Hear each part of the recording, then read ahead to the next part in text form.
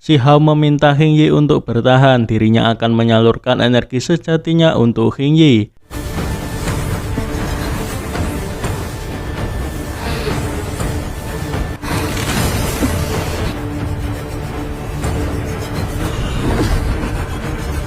Si Hao menduga proses penaklukan api bulan hijau akan segera berhasil.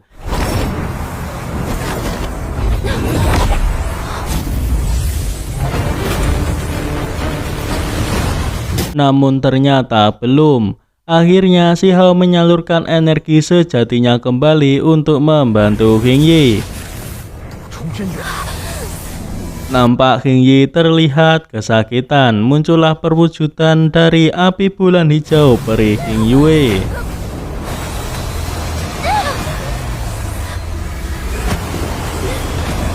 Si Hao melihat peri Hing Yue nampak seperti dia di lautan kesadaran.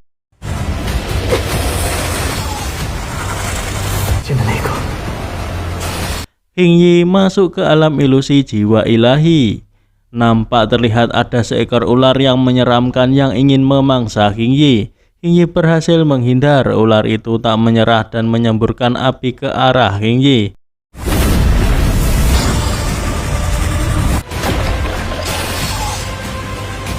Tubuh asli Hing Yi pun kepanasan. Si Hao meminta Hing Yi untuk tidak pernah menyerah. Si Hao membantu Hing Yi sekuat yang ia bisa. Di alam ilusi, Hing Yi terkena serangan dari ular tersebut yang berakibat juga kepada tubuh asli Hing Yi.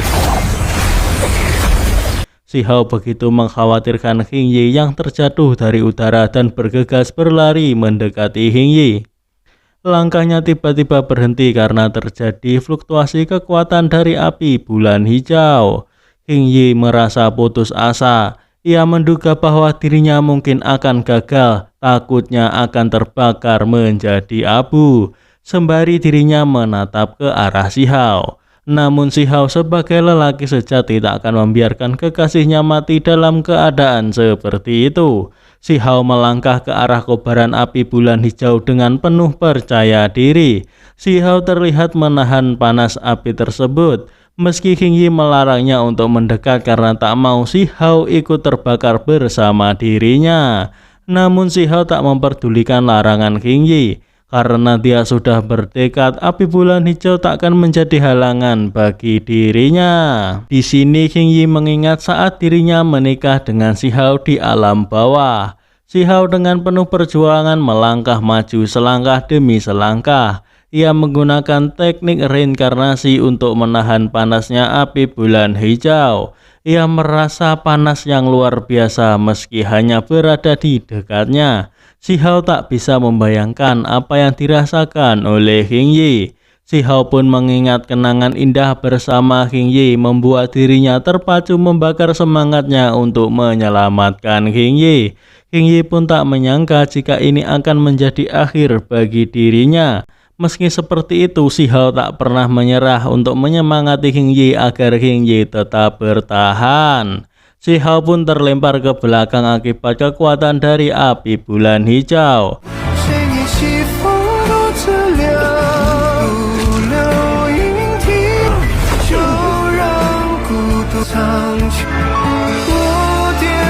Si Hao tetap mencoba yang terbaik untuk bisa menyelamatkan Hing Yi. Meski berulang kali dirinya terkena serangan, namun dia tetap bangkit lagi dan lagi. Hing Yi pun sampai meneteskan air matanya dan setelah itu Hing Yi memejamkan mata. Entah pingsan atau sudah tiada. Karena si Hao telah berjanji akan membantu Hing Yi, dirinya tak akan membiarkan Hing Yi mati. Ia berusaha menyelamatkan Hing Yi dengan sekuat tenaga.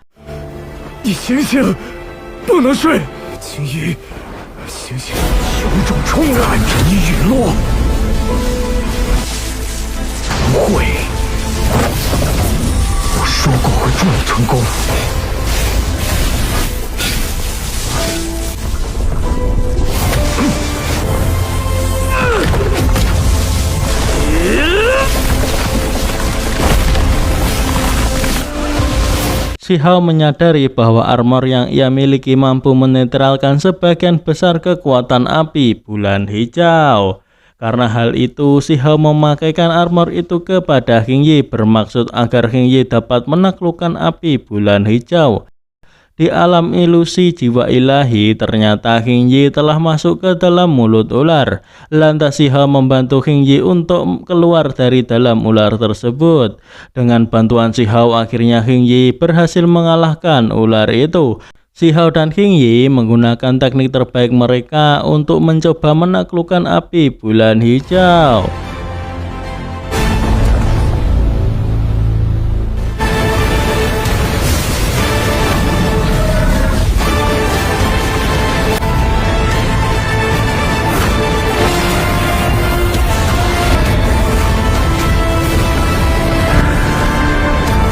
Qing Yi pun akhirnya berhasil mendapatkan api tersebut.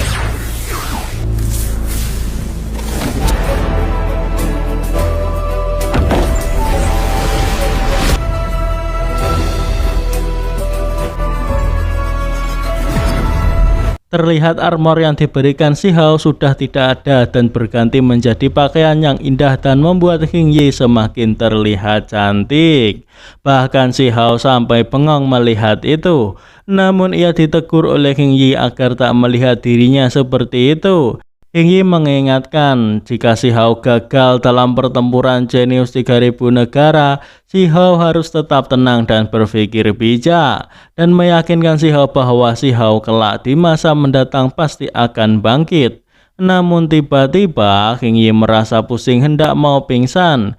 Si Hao pun panik dan bergegas membantu Qing Yi. Ketika Qing Yi terbangun, ia melihat si Hao duduk bersila seperti sedang merenungkan sesuatu. Melihat Qing Yi sudah sadar, lantas si Hao menanyakan keadaan Qing Yi yang sekarang. Namun rupanya Qing Yi hanya kelelahan akibat terlalu banyak menggunakan kekuatannya untuk menaklukkan api bulan hijau. Qing Yi merasa dengan bakat si Hao ditakdirkan memiliki kehidupan gemilang di masa depan. Itu sebabnya Qing Yi meminta si Hao untuk fokus pada latihannya yang disebut bedak tengkorak hawa. Meski kelihatannya anggun, tapi ada saatnya akan luntur. Bagaimana bisa dibandingkan dengan upaya besar melampaui dunia? Setelah menaklukkan api kuno, menurut si Hao, Qing Yi terasa seperti dari luar dunia ini dan hanya ingin meninggalkan dunia ini. Saat Qing Yi mendapatkan api bulan hijau, dirinya tiba-tiba merasa segala sesuatu di dunia fana ini bagaikan awan yang lebat, yang pada akhirnya akan hilang. Hanya dengan melampaui keduniawian baru bisa menemukan jalan sendiri. Si Hao menduga Qing Yi ingin memperoleh pencerahan atas dasar ini dan kemudian menempuh jalannya sendiri. Qing Yi mengatakan bahwa hal itu sulit dijelaskan, sulit dimengerti. Menurut legenda, api bulan hijau ini adalah api kuno peninggalan True Immortal. Menggunakan api ini sebagai benih Dao untuk membangkitkan diri sendiri, membiarkan dirinya berdiri di atas bahu mereka yang di belakang dan melihat lebih jauh. Sepertinya ini adalah satu-satunya cara agar memiliki harapan untuk berdiri sendiri di masa depan. Si Hao menoleh ke arah Qing Yi. Qing Yi membayangkan saat-saat indah dirinya bersama si Hao.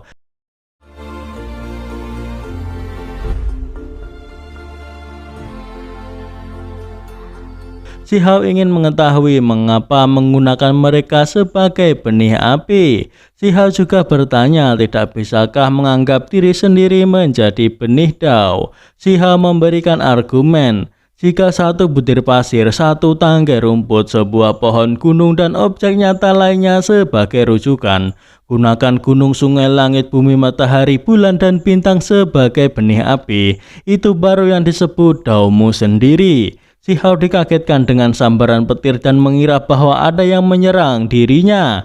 Qing Yi menjelaskan saat era immortal, jika ada kata-kata yang mengejutkan saat membahas Dao, terkadang guntur datang dari langit, tapi sekarang bahkan petaka surgawi pun sudah lama hilang. Namun yang terjadi dengan Si Hao barusan, Hing Yi merasa heran. Itu kemungkinan Si Hao yang kurang beruntung dan tersambar guntur tanpa alasan. Banyak orang tidak dapat menemukan api langka, bahkan jika tidak bisa mendapatkan api ilahi, kau akan membakar dirimu sendiri. Si Hao merasa itu barulah jalan yang benar. 可我觉得天地万钟齐鸣。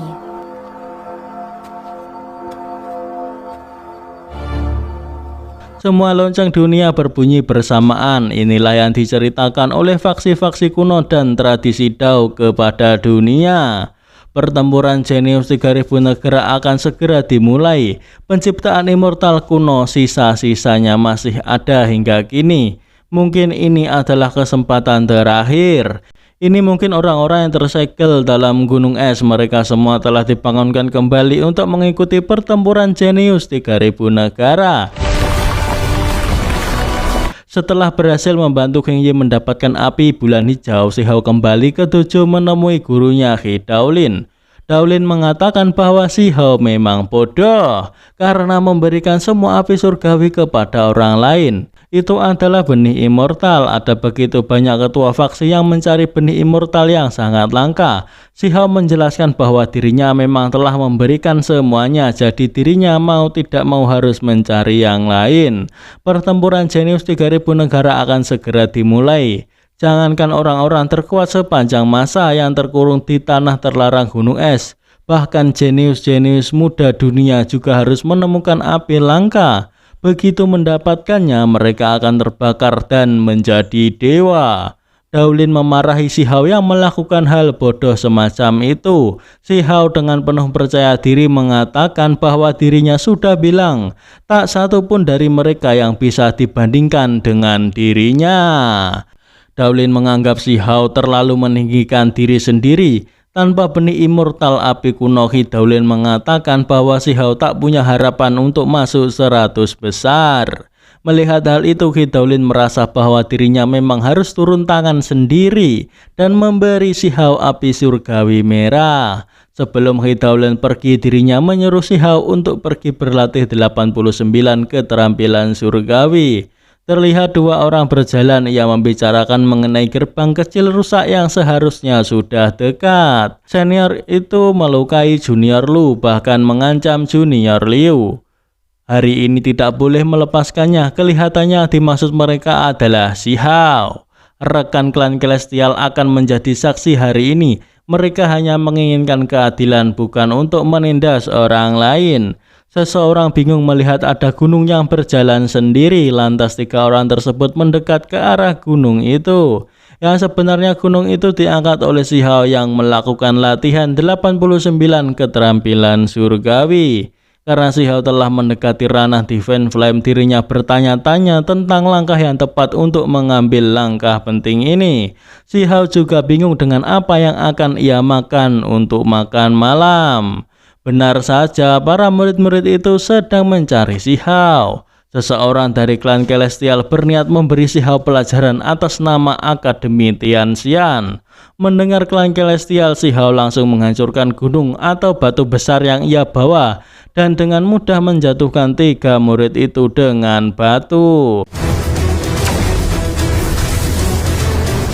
Si Hao meminta mereka untuk kembali dan memberitahu klan Celestial. Dirinya menunggu di sini, datang satu akan ia hajar satu. Berpindah di tempat bersantai Akademi Tianxian, seseorang menanyakan mengenai Raja Iblis Muda yang dikabarkan bernama Huang pernah membuat masalah di klan Celestial kepada Kunmo. Kunmo ialah salah satu dari 6 pahlawan klan Celestial ranah Venerable. Kunmo membenarkan hal tersebut. Orang itu memang pernah ke kota Celestial, tapi tidak ada hal sebesar itu. Meski dirinya belum pernah melihatnya langsung, tapi ia mendengar jika tidak memohon belas kasihan waktu itu, pahlawan klan akan langsung membunuhnya. Hing Yi pernah mendengar klan Celestial lah yang mendambakan teknik hartanya, membalas kebaikan dengan kebencian. Kunmo membantah hal itu dan mengatakan bahwa itu hanya rumor. Ini jelas memfitnah klan Celestial. Orang ini hanyalah sosok tanpa identitas. Namun Hing Yi mendengarnya dari Feng Wu. Dia bertemu dan membunuh Mingzi di wilayah alam rahasia Yuantian. Menebas rotan Dewa Matahari, pencapaian seperti ini takutnya bukan sosok tanpa identitas jelas. Junior dari Kunmo memberitahukan bahwa ada senior dari gerbang Gunung Rusak di luar yang berani menantang klan Celestial. Juga mengancam orang-orang klan Celestial jika bertemu satu orang akan menghajar satu orang. Kunmo lantas penasaran dan meminta juniornya untuk membawa dirinya ke sana. Hari ini harus memastikan meminta penjelasan darinya.